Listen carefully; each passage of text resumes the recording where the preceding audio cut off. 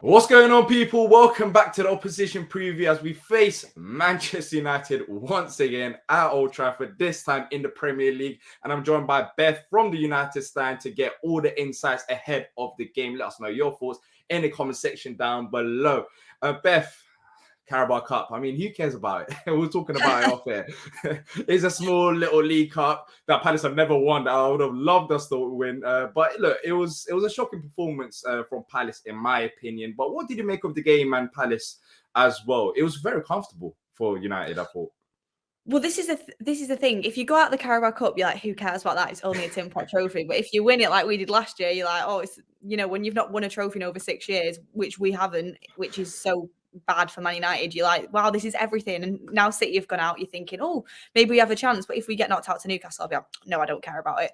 But no, with Palace, I was a little bit shocked. I'm not going to lie, how poor you actually were. I felt like you just completely sat back, which you are going to do coming to Old Trafford, but just let us have the ball and just let us come at you quite a lot of times and just didn't look very threatening on the counter-attack. I thought your biggest threat was probably Ayew, which, I mean, it didn't trouble us too much. So, yeah, and people say, well, it's Palace's, second string team, but it was our second string team as well. We didn't really have any first teamers in there apart from Varane and Casemiro. So, yeah, I thought we did pretty well, to be honest. And I thought you saw a different style of football that United don't usually manage, which is keeping possession and playing possession-based football and kind of creating attacks that way, which is what we've struggled to do so far this season. A lot of United fans are getting a bit too far ahead of themselves. I do think Palace will be a lot better when they've got some of the first team players back on Saturday.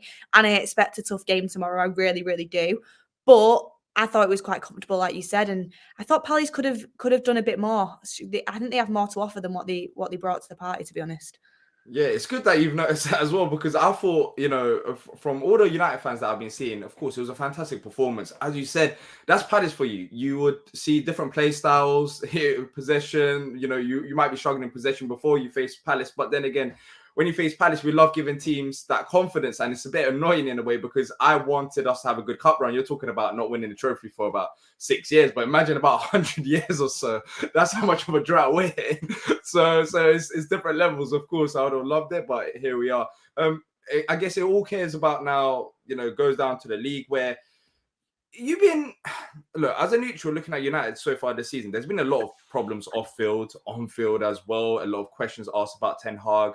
We're seeing United going into this game only sitting in ninth, 1 point and 1 place above Palace as it stands right now. What have you made of United's start to the season so far? Because for me, I don't think it's been that great, even though you've picked up results here and there. Yeah, I won't swear, but not very good. Not very good.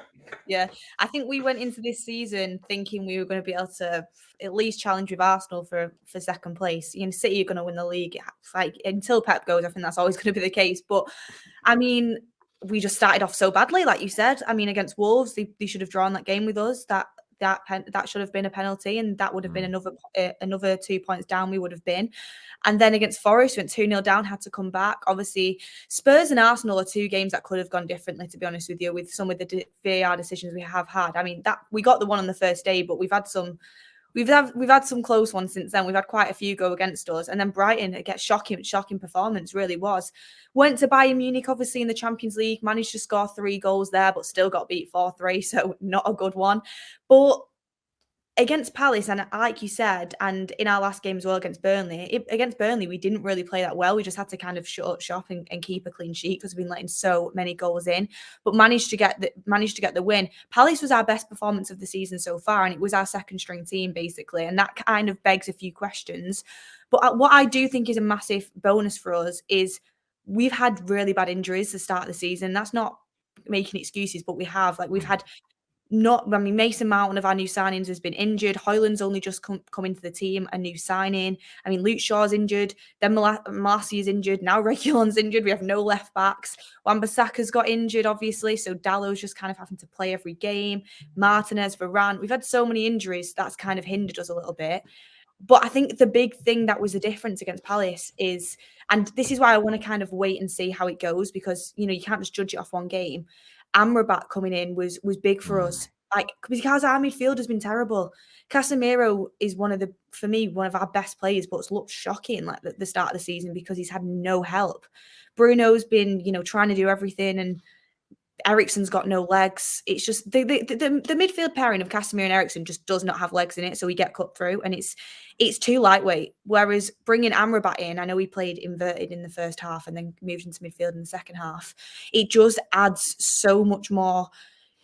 I mean, it just adds reassurance into the midfield. It helps Casemiro, it gives him a little bit more freedom, which is again why I think we saw the best out of him on Saturday. So for me, it's like, why didn't we have Amrabat in earlier? We could have bought him earlier. Why did we wait till deadline day to buy him? But hopefully, I think he might be the difference moving forwards because you know what they say: games won and lost in the midfield, and ours has been shocking. Yeah, and he was fantastic. He was absolutely fantastic. He was facing Raksaki, who is still very young. You could tell that physically he was always going to struggle against Amrabat, and Amrabat literally toyed him like he was a kid. He's a kid, so it was a very easy game. It was a very easy game for Amrabat, and yeah, Casemiro he had a great game against us, I thought, as well in cup tie. So do you think any of the rotated players that you did play against Palace in the cup that they might start in the league game? Or do you think you'll go back to usual ways for Ten Hag? I really want him. I really want him to, but Ten Hag's quite stubborn and he likes the players he likes. I think because Mount's his signing and he's just coming back from injury, I do think he'll play. But I actually think what we'll see, because obviously we've just heard Anthony's coming back into training, but Anthony's obviously been away. So he's his right winger usually. We've seen Bruno play on the on the right, and it's just not where you want Bruno Fernandes playing. What I think will happen is I think we'll play. It depends on Reguilon's if Reguilon's fit as well. If Reguilon's fit, I think we'll play a midfield three of Amrabat, Casemiro, and Bruno, and then Mount off the right. And if Reguilon isn't fit enough, I think you'll see Amrabat as the inverted fullback again, and then a midfield three of Casemiro, Bruno, and Mount. So I do think Mount and Amrabat are the players that will come in. I would have liked to seen Garnacho or Palestri come in because I think they've been good as well. I even thought Martial played all right, to be honest with you. But I think he will go with Højlund and Rashford still, which, I mean, I don't have a problem with it, but let's hope they perform. Yeah, and with Palace as well, we had a rotated squad. I mean, it's funny because Rob Holding was sitting on the bench for Arsenal, and now he's sitting on the bench for Palace as well. And he made his debut against United. Chris Richards from US men's national team, he played as well. And also Dean Henderson, which we got from you guys literally like over the summer. He made his debut and he only played 18 minutes, so it cost more than £1 million per minute that he's played. Does he have an injury concern? What is it with Dean Henderson and his injuries? Because apparently now we're hearing that Forest didn't want him due to his injury problems in the past. Is this true? What have you made of Henderson's time at United and him coming to Palace as well? I'm going to be honest. I do think injuries are a concern with him. I really do, because when he was at United, he was injured quite a lot. I know he had long-term COVID, which kept him out, obviously. But there's always seems to be something. Like, there always does seem to be something. When he went to Forest, obviously, he was doing really well. Then he got injured again. I'm like, how can a keeper get injured that often? So I do think there is slight concerns with his injuries. But what I would say is I think he is a good keeper. A lot of United fans are giving him a hard time. He is a good keeper. And I think you've bought well in the sense of the quality that he can provide. And you've seen that. He's played for Sheffield United at really, really high level, then played for Forest, done really well until obviously he got injured. For us, when he came in, I actually thought he started off a bit shaky. When he had them running games when De Gea was, I think his missus was having a baby or something. Yeah. He started off a little bit shaky, but I thought he really grew into the role. So I do think there is a good keeper there. It just didn't work out with us. So if he can sort his injuries out, I think he's a good one. But the one thing I don't get is I think Sam Johnstone's pretty good as well. So I don't get why you need two. I don't get why you need two. If we had hundreds of millions of pounds to spend on players, it makes sense. You bring in Dean Henderson, £20 million or £50 million plus add-ons. It's fantastic bit of business. You have Henderson and Sam Johnson there.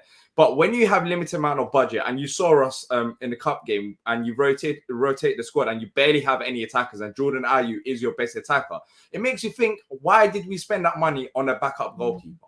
It's a bit frustrating in that aspect, because Yes, I think Henderson is a good goalkeeper, and I think in the long term he might come well for Palace. But as you said, we have Sam Johnson there. We needed attackers. We still haven't replaced Wan-Bissaka when you lot bought him off us about 4 years ago. And Nathaniel Klein at right back in 2023. Even I can't take my club serious when it comes down to it. That's the main questions about it. It's not Dean Henderson, but now that we're hearing injury concerns as well, it just makes it even more baffling why we spent that much money on the goalkeeper. But you spoke about weaknesses, Beth. I agree. I'd be annoyed if I was you guys. Yeah, it's bad. Honestly, he's injured anyways. He played 80 minutes for Palace. He's injured. So yeah, here we go. So for your weaknesses, Beth, what are they like? Because we didn't really see any in the cup tie. But going into the cup tie, I was saying how I don't think we should give you as much respect as we even did. Because it was so comfortable. How should Palace approach this game in order to get a result? What is it that teams have found out about United and you lot have struggled? Well, this is the thing. I do think you showed us too much respect, and that's generally coming from me. And I love United, but you did. Like, teams that have actually come at us have had a good go of us so far this season.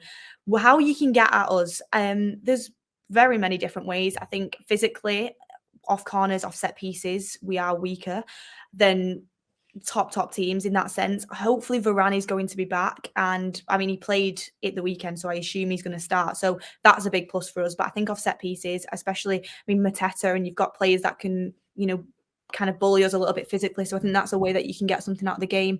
Also counter-attacking. Man United, so many times we switch off and we've got like one person back and they break, and that's how they get the goal. Forest did it to us with Awani, and it worked. It kept working for them. They got their 2 goals off a counter attack and a set piece. So that is where we are vulnerable in that sense. And also mistakes. We are sloppy in our own third sometimes. So if you can kind of be on the attack waiting to press us and manage to kind of jump on a mistake. Casemiro's sloppy with it. Bruno can be sloppy with it. I mean, our defenders sometimes can be sloppy with it. With Onana coming in, it's got a lot better. But in our own third, we can be a little bit sloppy with it sometimes. So I'd say them 3 ways is where you can get in Man United. Also, I mean, what I think something that keeps happening is it's just lack of focus. Like, we'll be marking it in the box, and then we'll forget about everybody that's like on the edge of the box for some reason. So runners coming in, not tracking runners, they always have seems to be open space on the edge of our box. So that could be another way. But I would say for Palace, counter-attack and set pieces would be the way to go, I would say. There's a lot of ways, clearly, but for us, you listed so many. But for us, look at how many goals we've conceded so far this season. Exactly. But of course, you're so comfortable. Typical Palace. That's what I'm talking about. Every single time it's Palace.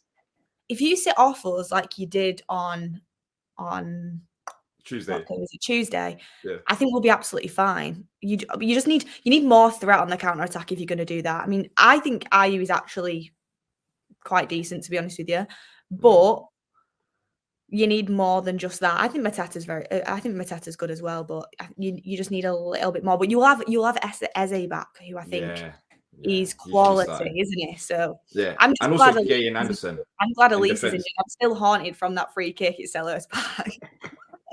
Yeah, I mean, that's you talked about injuries, and funny enough, with us, we've got a few injuries as well. Of course, we lost Zaha, which is a massive blow. We've got Elise out injured pretty much all season. He hasn't played a single minute. And what was that? Did you replace Zaha?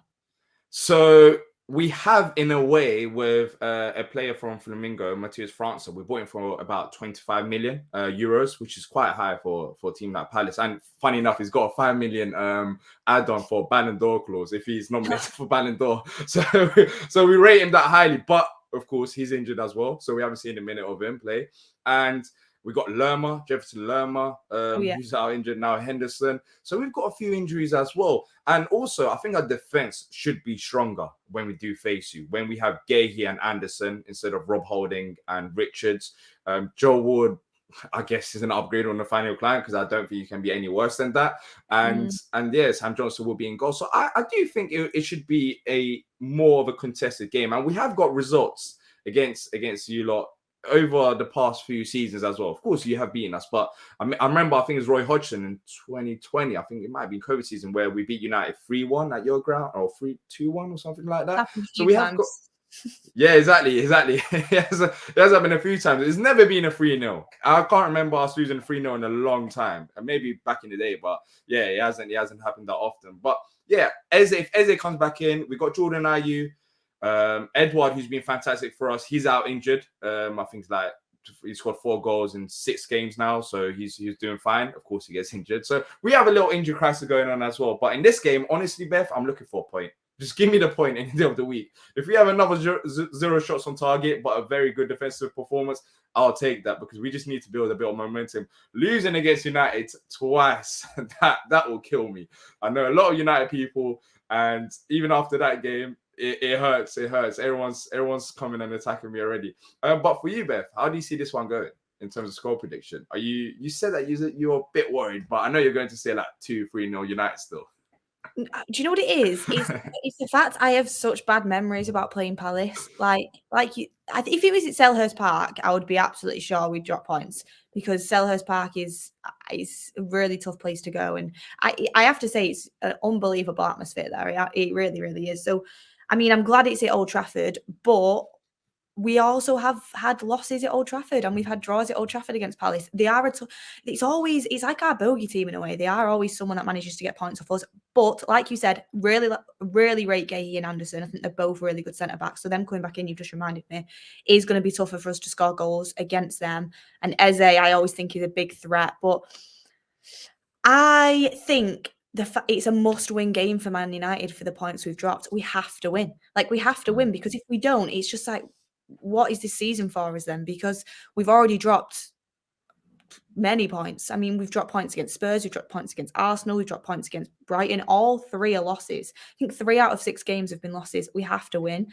And I think coming off the back of the performance in midweek, I'm going to go with 2-1 to United. I think you'll score, but I think we'll manage to just get it over the line. But I think it'll be tougher than what a lot of United fans are expecting, because I think after midweek people are expecting just like a redo of that. But I know it's going to be a completely different game. Yeah, I'm expecting a reaction from Palace, and that's the thing that I'm looking forward to. Like, the players, they weren't happy with the performance. I don't think Hodgson was as well, and he has standards over the years of managing. So I think he will make sure that the players are up for this game. But let us know what you think in the comment section down below, and your score predictions as well. Thank you to Beth for joining us on this opposition preview. I'll be on the United stand about 1:30 on Saturday. Yeah. I want to say a good thing. Good luck for the rest of the season, but not tomorrow. Of course, that's always a start. But look, we're rivals right now. You're not fighting with Arsenal, you're fighting with Palace for 9th and 10th. So, so I wouldn't wish you that much luck, because you're 1 point above us. No, I'm only joking. Of course, I expect United to kick on at some point of the season, surely. And maybe it's probably going to be against Palace, typical. 2 defeats in a row against United. United is going to hurt me to bits, but it is what it is. I'm going to go for 1-0. It's crazy. It sounds crazy. That's fine. Maybe I'm too hopeful, but it's gonna be a win. No. I'll take the point. But the reason I'm going for 1-0 is I don't know if there will be a bit of, as you said, complacency from United to Palace as well. That will be interesting to see how United players react more than Palace players react. I have a feeling how Palace players will go into this game, but that'll be interesting, as well as just some of the players that you mentioned, some key players that we didn't have in that game. So it might be a tight game, but as you said, 2-1 could easily happen, or 2-0, 3-0. That could happen as well. But I'm going to go for 1-0. I have to try back to boys some way or another. Otherwise, what's the point of being a Palace fan? But look, thank you, Beth, for joining us. Best of luck for the rest of the season as well. And yeah, see you tomorrow. And make sure to check out the United stand for that. And take care, people.